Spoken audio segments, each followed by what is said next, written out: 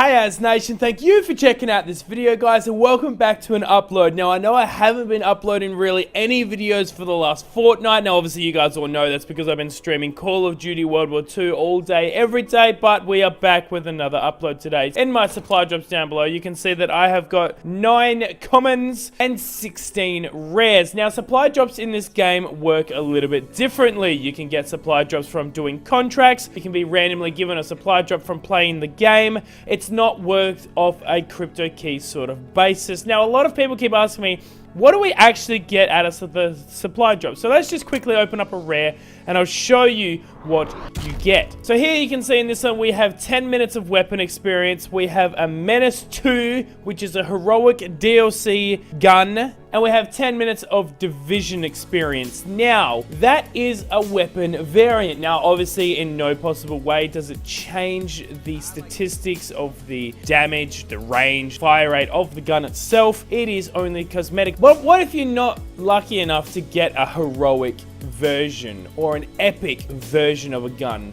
What are all these other things that you're actually getting in these supply drops? What is the Night Owl Grip common? And I'll show you. So if you head over to the Quartermaster, she has contracts and collections. So if you're not lucky enough to get the epic SVT40, you can see that there are 8 variable parts to this weapon. So you can either get the gun itself from getting it in a supply drop as an epic, or you can actually collect all the items from other random supply drops to make the weapon. So as you can see with my grease gun, to get the candy grease gun, which obviously also's reward is double experience, I only have 4 more pieces of this gun to collect before I can get my hands on it. So as you can see now in my active boosts, I have plus 25% soldier experience, plus 25% weapon experience, and plus 25% division experience. And as you can see on certain weapons, for example, this is the MP40 variant, the WUNDERWAFFE. Automatic SMG with balanced recoil and steady aim kills give a 10% soldier experience bonus. So that's actually what the variant weapons give you. So here you can see M1941, and here you can see the Savior. Now the Savior gives you a 10% soldier experience bonus. That is really the only thing you're going to get out of it. So the question is it really worth getting supply drops? Back in Black Ops 3, you wanted supply drops because you got a better weapon. It was a little bit of a pay-to-win system. Now with Call of Duty World War II, obviously there aren't weapon variants that actually affect your gameplay, but the fact that you can actually build your kind of weapons by getting supply drops, you can build parts of your weapons, it kind of changes it a little bit. Honestly, I would like to see weapon variants that change damage, range, accuracy, and fire rate come into the game. But look, this is a supply drop opening video. I just wanted to make it quick and simple. How and why the World War II system is set up like this. So let's jump into today's video. Let's jump into the Call of Duty World War II supply drop opening and see if we can actually pull up any nice little epic guns to get a 10% extra soldier bonus. I'm going to start my luck off with the commons. Now, for any of you guys that have ever watched any of my Call of Duty Black Ops 3 supply drop openings, you guys know that I don't believe in common supply drops. And there's a reason for it. I never get anything out of them. I have never in my entire life gotten a good weapon or a good anything out of a common supply drop. Now the other best thing that you're probably going to find yourself pulling around with these supply drops, which is the same as other Call of Duties, and that's celebrations at the end of the map. Whether you're doing rock, paper, scissors at the end of the game, whether you're laughing at someone, the best thing you're probably going to get out of the supply drops at the moment, in my opinion, is going to be your celebrations at the end of the map. There's a nice little epic sea captain, so obviously for whatever division that is for, that division can now put on that costume. That is not for all divisions, it is only when you're using that certain division. So here you can see I've got the airborne division. You press triangle, select the uniforms. I can either be the US Paratrooper or the airborne pack. But if I come and I change from airborne to armored and I go customize, US Talker, there is my sea captain. So with costumes, it is division specific. You cannot be wearing any costume that you want at all.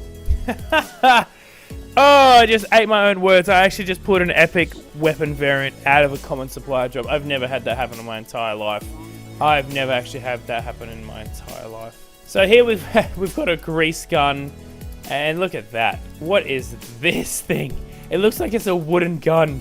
It actually looks like the gun is made out of wood. Alright, but let's look. We're getting a little bit sidetracked. Let's finish the supply drop opening video. I do like the idea of other people being able to see your supply drops, and I like the idea that they've put things like double experience and that sort of thing into the game through the supply drops. But we're going to jump into the legendaries or the rares or whatever you really want to refer to them. But I don't mind the idea of other people being able to see your supply drops. Now, obviously, in my headquarters right now, I'm like the only person in here, so I don't know what exactly they're doing with that.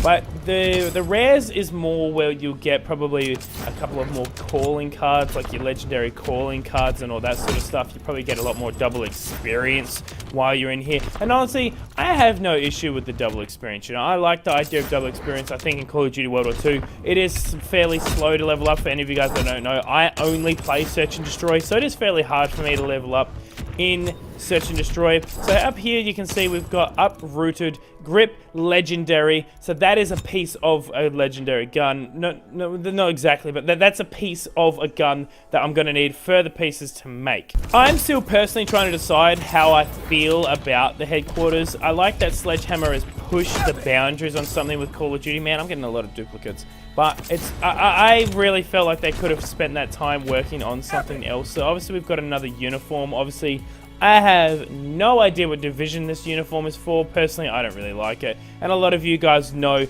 I don't really care for camos. I don't really care for what my character looks like. None of that sort of stuff bothers me. To be honest, I probably have been grinding camos a little bit harder than I ever have in ever any previous Call of Duty. I'm not too sure.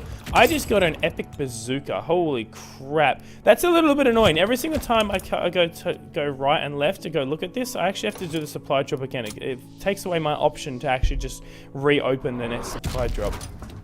But I will admit, I think this game is pretty nice to you. Like, there we go. There is another way. Oh my god. Oh no. Sorry. My apologies. If you go all the way left, you can just press X on it. I press open again. My apologies for that one.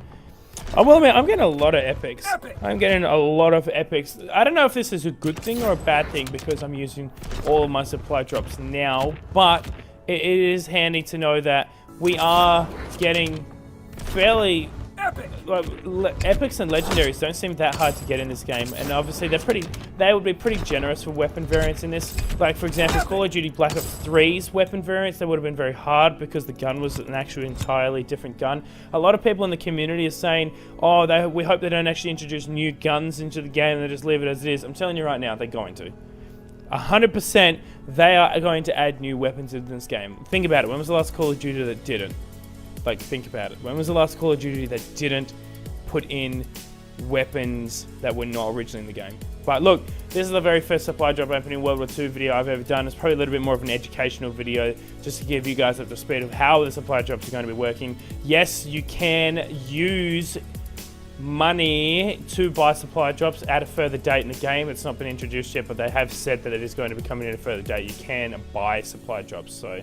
yeah, I don't know how many people are going to be buying it knowing that they're not going to get a pay-to-win gun, but it'll be interesting to see. But guys, look, it feels absolutely fantastic to be uploading again. I'm sorry that I haven't uploaded for so long. I've just been grinding the crap out of this game. So if you did enjoy today's video or excited that I've actually uploaded a video, don't forget to leave a thumbs up on it to show your support. And if you are new, don't forget to subscribe. Guys, my name is AzzA's. Thank you very much for watching.